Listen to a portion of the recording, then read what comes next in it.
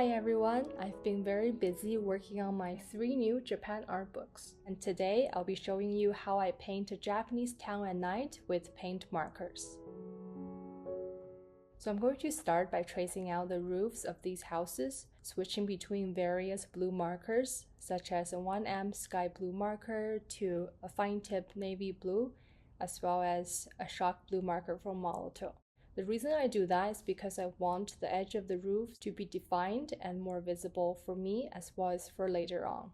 Now I'm painting in the lighter wall surfaces surrounding the lamplight, using ivory for the lamplight and then switching to light orange and then blending out to light pink. I'm blending with directional strokes moving in one direction with very light pressure. The marker tip does not leave the paper. Continuing with the lighter wall surfaces, so for areas that aren't affected by the warm light, I used light blue blending with white marker, and both of these are 7M bullet tip markers. The reason why I'm blending these two together is because light blue is a little bit too dark for the wall surface, and I want to reserve it for the sky color. So just continuing with the lighter areas before I move on to the dark roofs themselves. So for the roof edge that's going to be lit up by the warm light, I added in brown and then blending it out with shock blue. And the area that's right above the lamp, I used coral pink, blending it out with brown.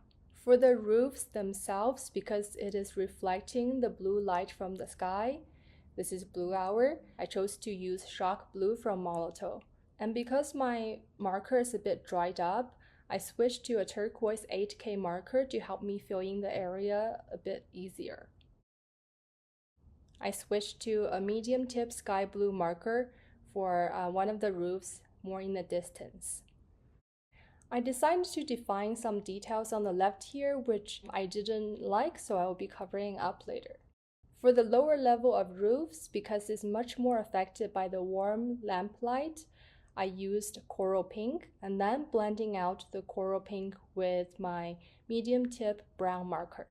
It takes me a while to blend such a small area, so you'll see me going back and forth on these blends because I'm working pretty small here, roughly 2 inches by 4 inches. That's why it's not easy to get a smooth area of blending, but you gotta do it to convey the lighting. From the brown, I blended out to shock blue, which is the color of the roof that's more affected by the skylight instead of the lamplight.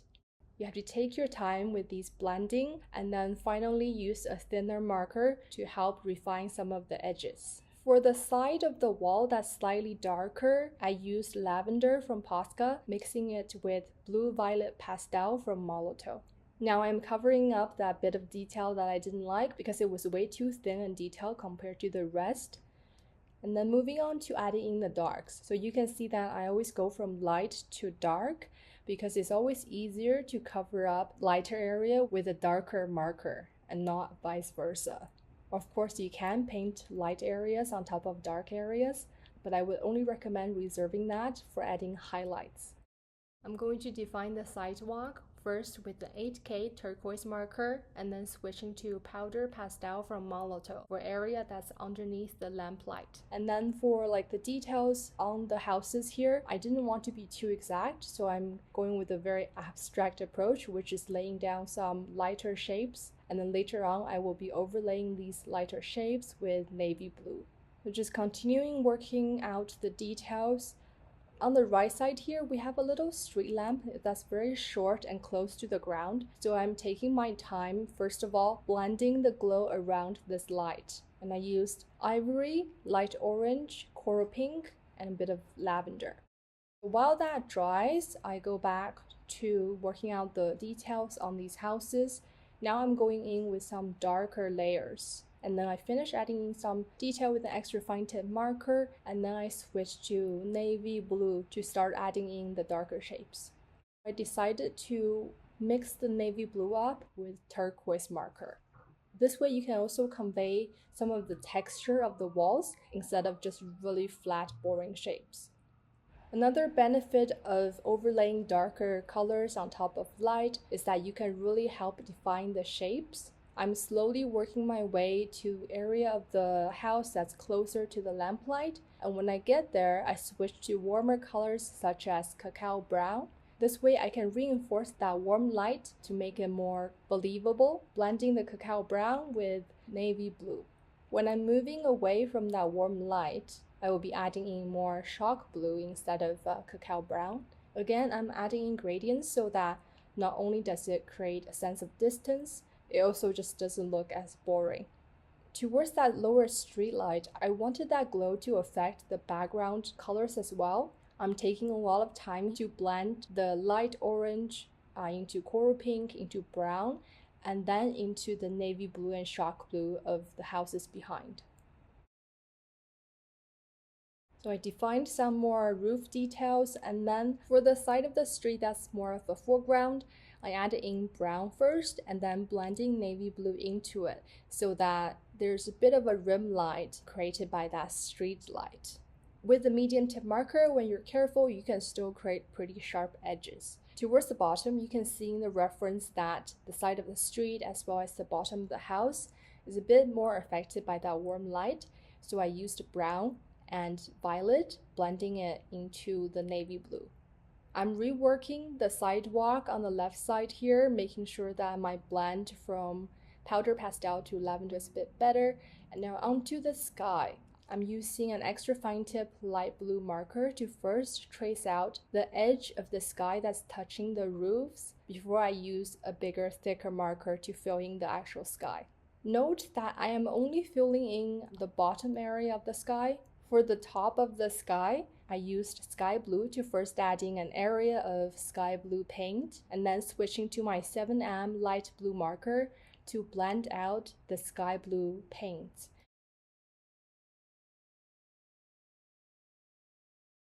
So while I wait for the sky to dry, I'm reworking some details. Now that the sky has dried, I can refine the roof that's being slightly covered up by the light blue paint by using navy blue and chalk blue markers. On the note of touching up, I continued refining some of the wall areas. I darkened the area on the left here with chalk blue, turquoise, and a little bit of slate gray to give it a bit more texture as well as neutralize it. Refining the sidewalk even more to make sure that gradient is smooth from turquoise to lavender. Now moving on to defining the road, it is very much affected by both lamps. The area that's right underneath that low light is much warmer, so I used light orange and brown. And now for area that's not as much affected by that warm light, I used violet, but as you can see, violet is very saturated and it really stands out against that warm color, so I'll be desaturating it with the 8K slate gray marker. I'm going to add in some brown paint with the 7M marker to depict the area of the road that's slightly lit up by the lamp that's taller, and then blending it out gently with the 8K turquoise marker. Finishing the back area there, make sure that the area that's right around that lower street light is well blended and the street light itself can stand out against the background. I'm going back to fixing various areas of the painting to refine it and polish it a bit more, and then adding in small details such as a glow from the light as well as the lamp pole itself. Now I'm adding in some window shapes. Since it's such a small drawing, you really don't have to be very precise and detailed with the windows. I usually use extra fine tip markers to just do vertical strokes to help me define the rectangular shapes. And I try to vary the color of the windows as well. So for windows that are closer to the lamplight, they're lighter and warmer. Finishing off the painting by fixing some more details, and that's pretty much it for this small painting of Japanese town at night. And I've done over 142 new artworks for my 3 new Japan art books. If you are interested in any of them, please check out the description box or the pinned comment down below. Thank you so much for watching, and I'll see you next time.